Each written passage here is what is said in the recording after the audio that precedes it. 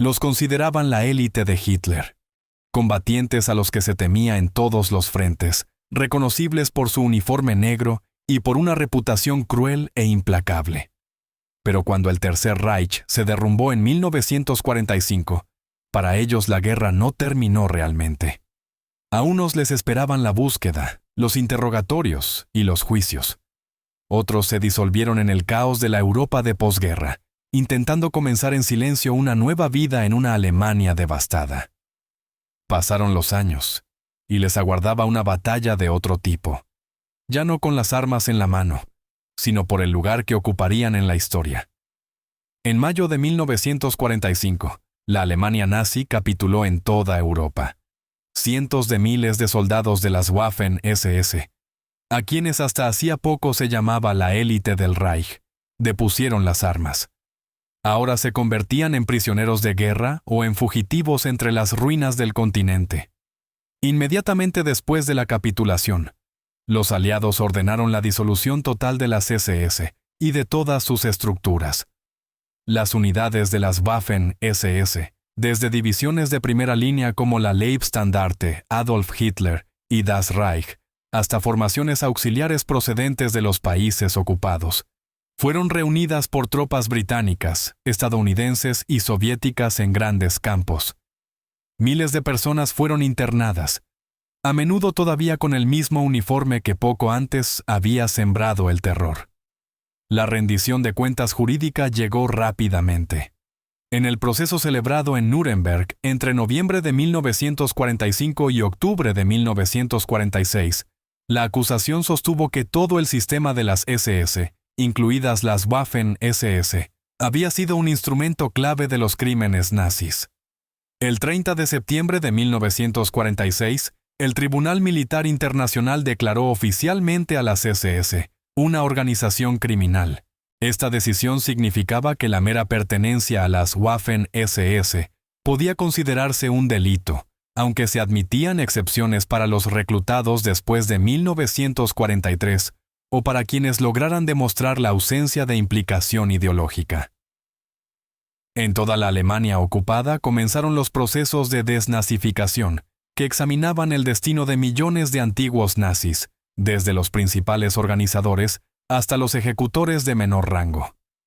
El futuro de los miembros de las Waffen-SS dependía del rango, del lugar de servicio y de la coyuntura política. Algunas figuras conocidas, como el Brigadführer de las SS Kurt Meyer, de la 12ª División Panzer, fueron condenadas por crímenes cometidos en Francia y Bélgica.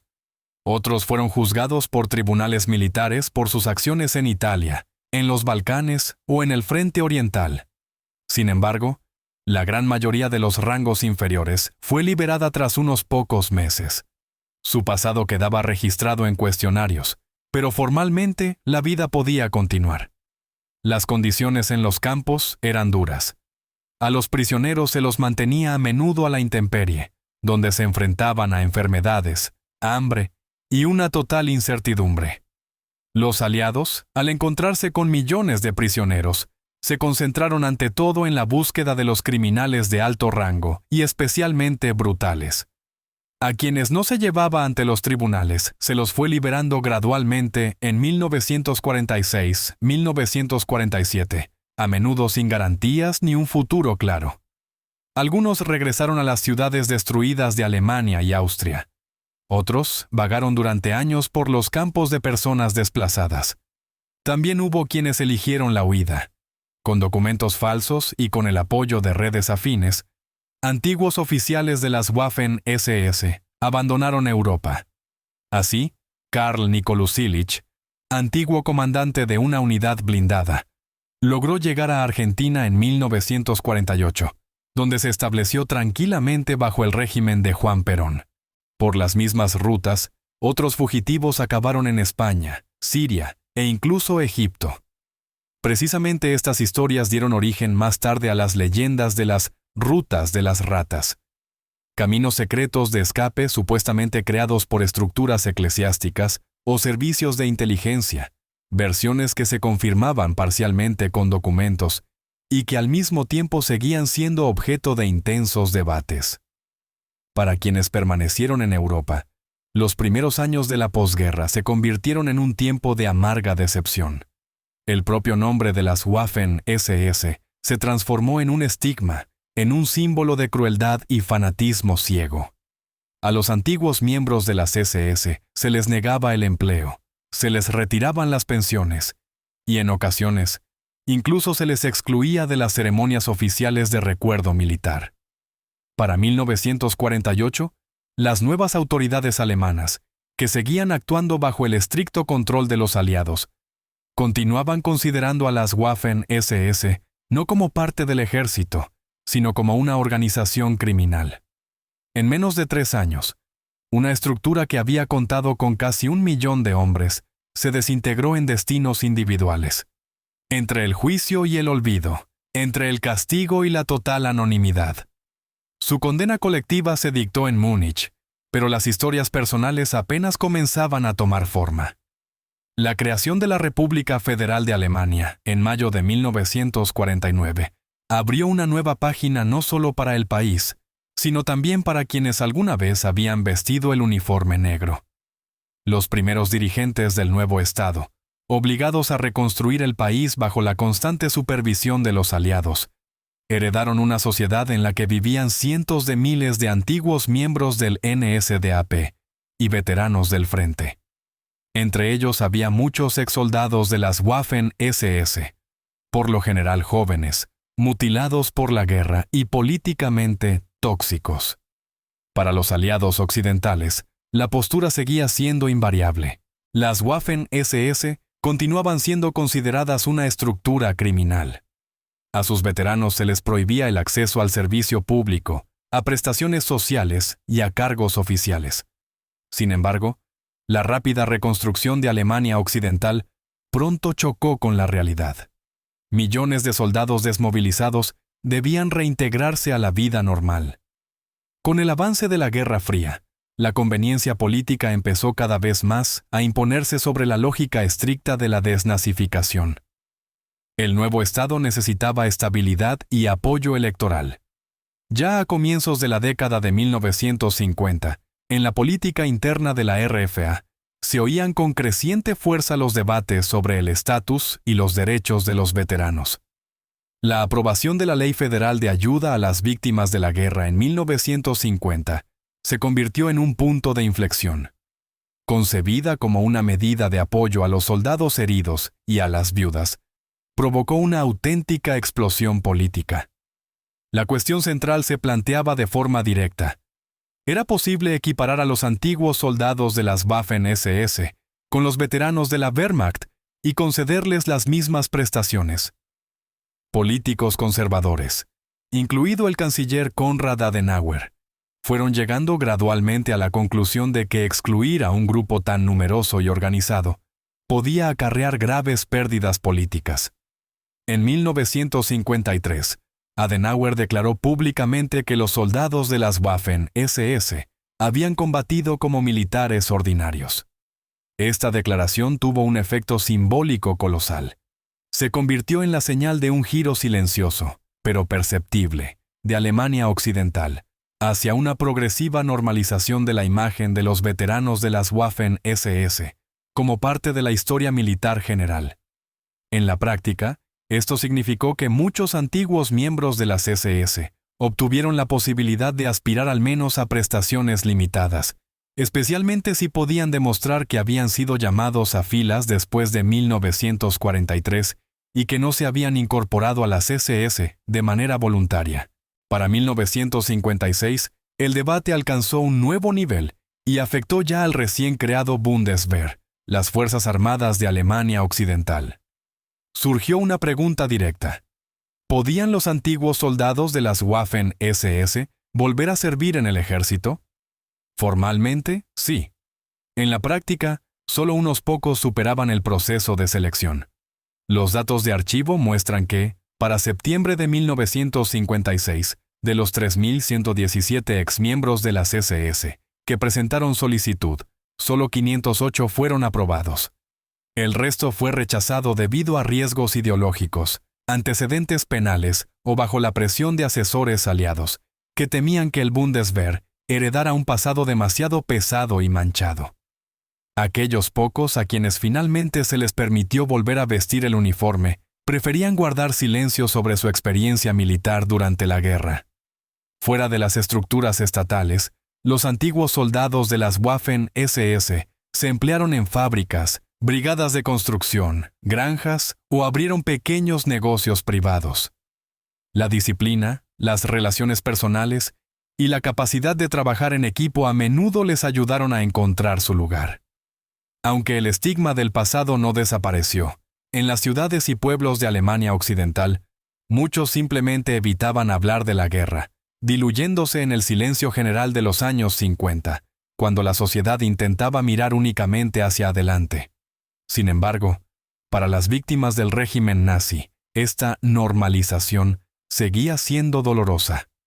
La idea de que veteranos de las Waffen-SS pudieran recibir prestaciones estatales se percibía como una grave afrenta moral.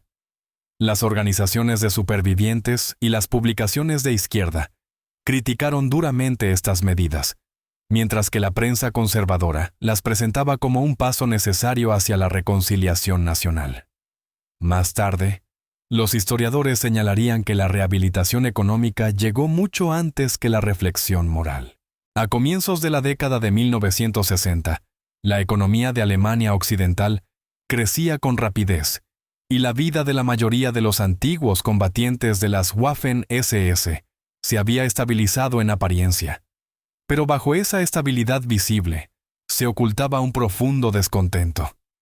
Muchos se sentían abandonados, convertidos en culpables universales, y privados del reconocimiento de su propia experiencia de combate.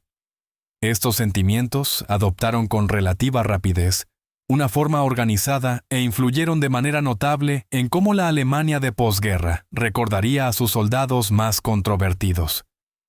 A comienzos de los años 50, cuando el país apenas empezaba a levantarse de las ruinas, antiguos oficiales de las Waffen-SS comenzaron a agruparse. En 1951, un grupo encabezado por Paul Hauser, Otto Komm y Felix Steiner creó la organización HIAC, una asociación destinada a defender los intereses de los antiguos combatientes de las Waffen-SS y a luchar por la revisión de su imagen en la historia. Se trataba de la Asociación de Ayuda Mutua de los Antiguos Angehörigen der Waffen-SS, una entidad de apoyo para exmiembros de las Waffen-SS. En un principio, HIAC fue concebida como una organización benéfica destinada a ayudar a antiguos camaradas privados de pensiones y de apoyo estatal. Sin embargo, con bastante rapidez, se transformó en algo mucho más amplio, un lobby político e histórico. Sus fundadores fueron antiguos generales de las Waffen-SS, hombres experimentados, cultos y con amplias redes de contactos. Estaban convencidos de que las Waffen-SS habían sido injustamente estigmatizadas como una organización criminal. Su tesis central era sencilla y, precisamente por ello, especialmente peligrosa. Según ellos, las Waffen-SS habrían sido una fuerza de combate apolítica, simples soldados que no se diferenciaban de los demás. Este relato encontró eco con relativa rapidez.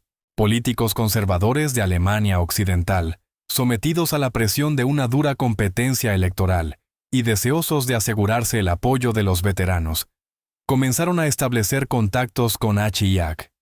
El canciller Konrad Adenauer mantuvo reuniones privadas con la dirección de la organización, y figuras como Franz Josef Strauss participaron en actos de veteranos. La declaración pública de Adenauer en 1953, en la que afirmó que los soldados de las Waffen-SS habían combatido como todos los demás, fue en gran medida resultado de la presión ejercida por HIAC.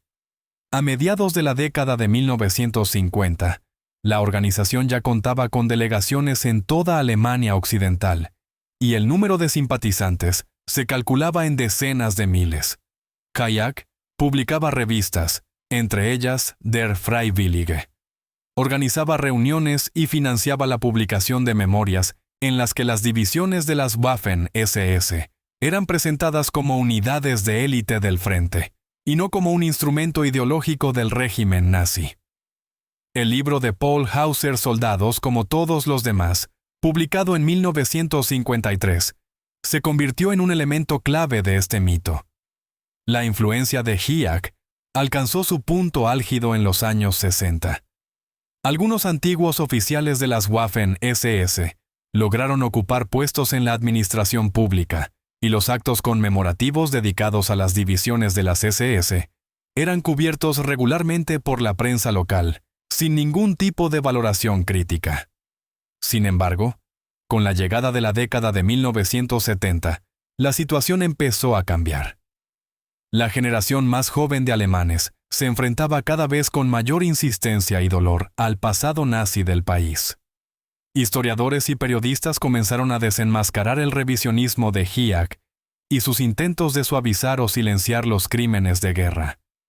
En 1978, una investigación de la revista Der Spiegel sacó a la luz las profundas conexiones políticas de la organización y su presión sobre funcionarios, incluidos los intentos de influir en la legislación sobre pensiones. Este escándalo se convirtió en un punto de inflexión. Los principales partidos políticos empezaron a distanciarse de HIAC y su influencia se debilitó drásticamente. No obstante, la organización continuó existiendo durante casi una década más, sostenida por el entusiasmo de veteranos ya envejecidos que buscaban defender su propia versión de la historia. Para la década de 1980, el número de miembros de HIAC se había reducido notablemente, y su papel en la vida pública alemana prácticamente había desaparecido. La asociación se veía cada vez más envuelta en conflictos locales, en torno a monumentos, placas conmemorativas y lugares de memoria vinculados a las Waffen-SS. Las organizaciones antifascistas organizaban regularmente protestas contra las reuniones de antiguos miembros de las SS, convirtiendo estos encuentros en escándalos públicos. En 1992, en un contexto de fuerte reducción de sus miembros, pérdida de influencia política y creciente condena social, HIAC cesó oficialmente su actividad. Cuando la organización fue disuelta, a muchos les pareció que la prolongada disputa sobre el papel de las Waffen-SS por fin quedaría en el pasado. Sin embargo, esa expectativa resultó ser errónea. El legado de estas personas y los mitos que habían construido durante décadas demostraron una sorprendente capacidad de supervivencia.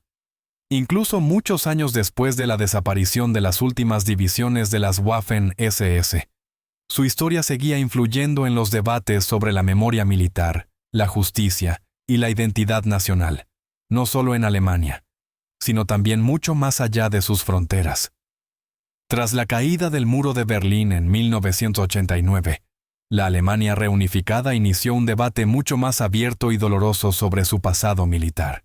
Los archivos desclasificados y los nuevos testimonios de supervivientes mostraban con cada vez mayor claridad que las unidades de las Waffen-SS actuaron en estrecha colaboración con la Policía de Seguridad y los Einsatzgruppen, destruyendo definitivamente el mito de una supuesta estructura limpia, exclusivamente de combate.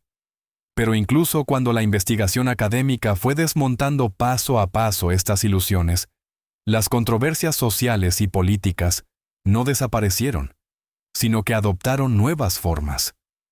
En la década de 1990, investigaciones periodísticas revelaron que algunos antiguos soldados de las Waffen-SS seguían recibiendo prestaciones estatales en virtud de la antigua Ley Federal de Ayuda a las Víctimas de la Guerra.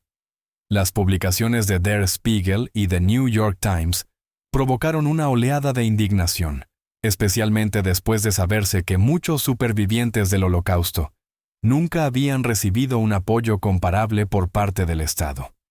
Los gobiernos posteriores de Alemania plantearon en repetidas ocasiones la cuestión de las reformas, pero el sistema de pensiones, construido sobre compromisos de la posguerra, resultó ser casi inamovible y extremadamente difícil de revisar. Mientras tanto, fuera de Alemania, el legado de las Waffen-SS adquirió contornos nuevos y preocupantes.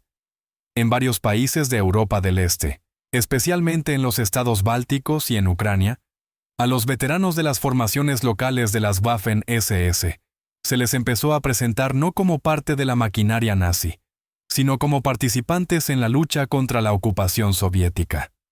Las marchas anuales en Riga, dedicadas a la 15ª y la 19ª divisiones letonas de las Waffen-SS, provocaron una reacción contundente e inequívoca por parte de organizaciones judías y del Parlamento Europeo.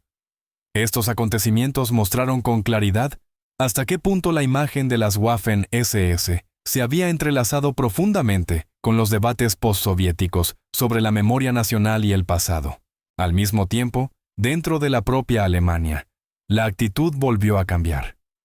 A comienzos de la década de 2000, cualquier simpatía abierta hacia las Waffen-SS se convirtió en un estricto tabú social. El uso de su simbología fue prohibido conforme al artículo 86A del Código Penal. No obstante, grupos de ultraderecha, especialmente en Internet, continuaron explotando las imágenes de las SS, intentando presentarlas como un símbolo de fuerza, disciplina o de una mítica hermandad europea. Las autoridades alemanas reprimieron regularmente estas manifestaciones, considerándolas una amenaza directa para el orden democrático. En el ámbito académico, el enfoque se desplazó de las valoraciones emocionales y morales hacia un análisis histórico más profundo y frío. Investigadores como Sönke Neitzel y Peter Longerich estudiaron en detalle cómo dentro de la estructura de las Waffen-SS se entrelazaban la ideología, la disciplina férrea y la violencia sistemática. Sus conclusiones fueron inequívocas. Las Waffen-SS nunca existieron al margen de la política nazi. Fueron su prolongación armada. Paralelamente, los historiadores sociales analizaron cómo el prolongado silencio de la posguerra en Alemania en torno al tema de las Waffen-SS reflejaba un camino más amplio del país hacia la comprensión de la culpa, la responsabilidad y la memoria colectiva. Hoy en día, casi no quedan con vida antiguos soldados de las Waffen-SS. Sus organizaciones han desaparecido, pero la huella que dejaron sigue viva, en debates, investigaciones y en los mitos persistentes que aún rodean este tema. 80 años después, su historia sigue siendo un recordatorio de lo fácil que es distorsionar el pasado y de cuánto tiempo continúan resonando sus ecos. Si te ha resultado interesante este análisis, no dejes de ver el material sobre qué fue de la juventud hitleriana tras la Segunda Guerra Mundial. Allí se cuenta cómo una de las organizaciones más fanáticas del Tercer Reich sobrevivió a su colapso y cómo sus antiguos miembros intentaron integrarse en la nueva realidad. Dale a me gusta, suscríbete y activa la campanita para no perderte nuevos episodios. Gracias por ver el video. Hasta pronto en los próximos contenidos del canal Héroes Famosos.